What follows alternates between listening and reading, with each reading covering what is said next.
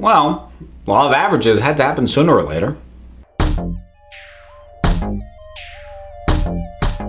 So, Iron Fist, the first batch of reviews are starting to hit, and the word is not good. Not like even like middling, conflicted people saying, oh, it could have been better. Like, it's bad. Reviews are harsh on the cast, on the way it's shot, on the story, on the pacing. I mean, to be fair, what was released for review was only the first 6 episodes. There's still the back half. Maybe it comes together. Who knows? Although, if these first 6 episodes are as bad as everyone's saying, it seems unlikely. Now, I'm not a professional reviewer. I didn't get access to these things ahead of time, so I haven't seen them, but I kind of want to talk in the abstract, Marvel making a bad product in relation to their comic book properties on TV and film, because I would argue it hasn't really happened up to this point. Now, not everything they've made has been great. Some of them have been pretty forgettable. Some have been weaker than others. Some have been a bit of a mixed bag, but in my personal assessment, they haven't made an outright piece of crap. But just statistically, sooner or later, it was gonna have to happen. And the more I think back on it,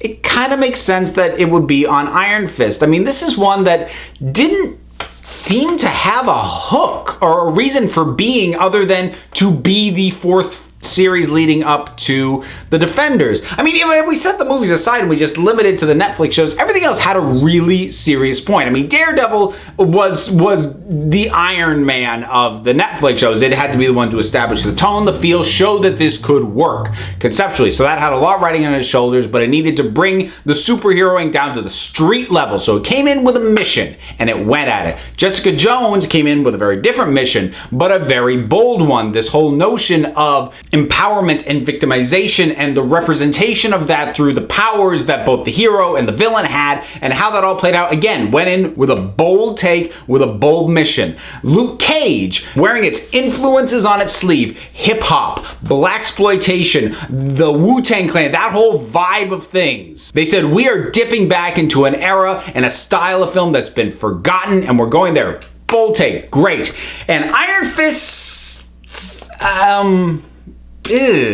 I mean, I had assumed, and I think a lot of us had assumed, it would harken back to, classic kung fu movies, but not a lot of what's been said or shown really supports that. I think that was just the assumption we kind of all made. And looking back on it now, and I even said this earlier, really the only thing about this series I was looking forward to potentially were the fight scenes, because I wanted to see a different kind of fight scene in terms of, the more longer takes, but not, the harsh brutality of, say, the Daredevil fight, something kind of Crouching Tiger, Hidden Dragon-y. I was looking forward to that. I thought maybe we get it here. But that was really kind of the only thing I was looking forward to. And that's not just because I don't know a ton about the character. I didn't really know much about Luke Cage or Jessica Jones before I saw either of those series, and I was excited for both of them because I knew what they were aiming for, and I saw their ambition. I'm like, cool. There didn't seem to be a lot of ambition behind this series conceptually and everything else, and I wonder if this was a case of they came up with the idea early on, we're gonna do Daredevil, Jessica Jones, Luke Cage, Iron Fist, and then we'll do the Defenders, and because they announced that entire setup, I wonder if they had just kind of assumed we'll figure out these things as we go, and they had always had Iron Fist last, so maybe they figured, well, maybe that's the one we'll figure out, the hook and everything else, and I wonder if they just never did, and so what we end up with is really a true piece of just filling in a ledger, filling in a spot on a schedule that has no other reason for being. Again, I'm going to emphasize, I haven't seen it, but the more I think about what we know and what has, or not a lot, has been built up about the release of this show and how much we knew and how, strong the sell was on the other Netflix series. And yeah, in hindsight, the writing may have been on the wall, but just Marvel's track record had been so strong up to this point that it just didn't occur to us that they might fall on their face with this one. It's kind of the inverse of DC in a ways, because if I see a trailer or a piece of marketing or whatever for a DC property and it's fine but unimpressive, I'm going to assume the worst because of the recent history of DC movies tells me that I need to, in my head, lean towards the negative. If I'm going to round, I'm rounding down. Whereas Marvel, you show me some trailers and some footage that is unimpressive doesn't leave a heck of a lot of an impression, I'm going to, by default, favor a more positive outlook regardless, because Marvel has such a strong track record backing that up, and so it boosts an otherwise neutral call. But that doesn't mean that the final product is suddenly gonna be good. So maybe the one lingering question is, will it actually have much of an impact if this is not very good, if it's not particularly well received? It's hard to know what the ratings will be. Netflix is really kind of squirrely about its viewing numbers, so we'll probably never know. But is this going to be a major dent in Marvel's armor?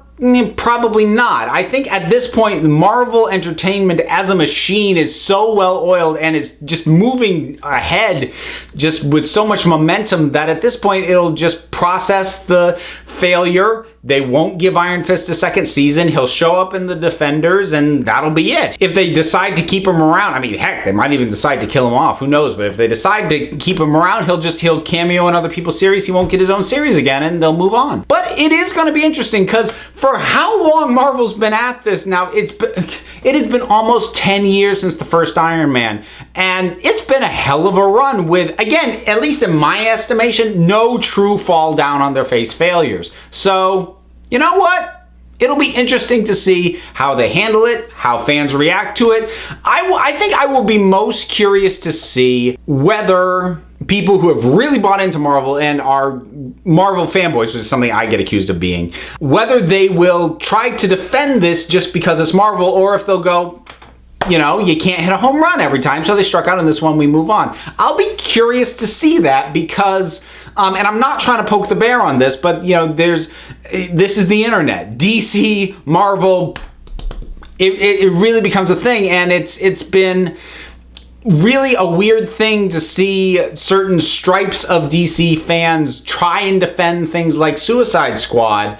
And I'll just be curious to see if Marvel fans really are just the direct equivalent or not, or if they'll just process it differently. I don't know. I would not be shocked either way. Because on the one hand, geek fandom is geek fandom. Geek fans tend to act the same kind of regardless of what their love is. So I would not be surprised if there's a lot of really odd, how dare you say this isn't good, it's great, ah! kind of reaction from certain stripes of fans. And I also wouldn't be too shocked if they just kind of shrug and move on, because there's not as much riding on it. I think that might be part of the reason that the people who like or want to like the DC movies defend them so vehemently is because there's a lot riding on each individual film, because they still haven't really built a completely solid foundation. So each one that doesn't work makes the whole thing weaker. At this point, everything under Marvel is so structurally sound, one failure is not going to bring the House of Cards down. So there's just more riding on it, which probably gives fans more of a reason to jump to its defense. I don't know if that'll happen with Marvel or not, but I will be watching. I am sure I will have people yelling at me regardless of what goes on. I do plan to check out Iron Fist because, unlike having to go to a DC movie in the theater, I already have Netflix, so it doesn't cost me extra to watch Iron Fist. It only costs me time. Now, you know what? If I get 3 episodes in and it sucks, I'll bail. I'm not going to slog through 13 episodes of crap, but I'm going to check it out. We'll see what I think. Will I do a review on it? I don't know. Depends on whether or not I feel I have anything to add to the conversation. I just kind of wanted to jump on talking about the whole idea of Marvel possibly having its first out-and-out failure and what that made me think about everything. So that's it. What are your thoughts on all this, guys? What happens if Iron Fist sucks? Whatever your thoughts are, drop something down in the comments. Let's talk about it. Don't forget to like, subscribe. Check me out on Twitter at Council of Geeks. Give a listen to the Council of Geeks podcast, available on iTunes and Stitcher. And until next time, this council is adjourned.